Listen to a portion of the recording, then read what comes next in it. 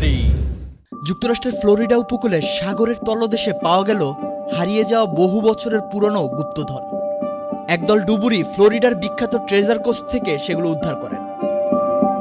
এই গুপ্তধনের বাজার মূল্য প্রায় $10 লাখ বা 12.5 কোটি টাকা। এই গুপ্তধনের মধ্যে আছে 1000-এর বেশি স্বর্ণ ও রৌপ্য মুদ্রা। ধারণা করা হচ্ছে মুদ্রাগুলো তৈরি হয়েছিল বলিভিয়া, মেক্সিকো ও পেরুর স্প্যানিশ কলোনিগুলোতে।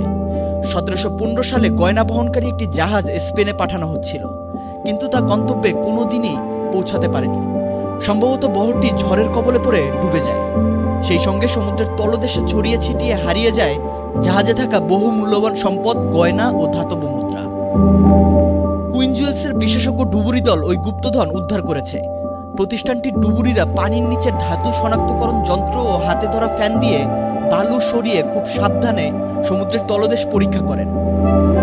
কুইন জুয়েলসের কর্মকর্তা স্যাল গুটেসো বলেন, এটা শুধু গুপ্তধন উদ্ধার নয়, বরং এগুলোর আছে নিজস্ব ইতিহাস।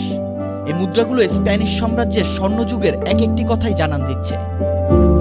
ফ্লোরিডার আইন অনুযায়ী এই গুপ্তধনের মালিক হবে স্থানীয় সরকার, অর্থাৎ সেগুলো অঙ্গরাজ্যের মালিকানায় থাকবে।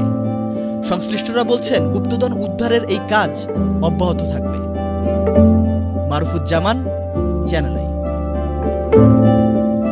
এলএমই সার্টিফাইড বিশ্বসেরা কপারে তৈরি ওয়ালটন কেবলস, যা আপনার স্থাপনাকে রাখবে সব সময় নিরাপদ।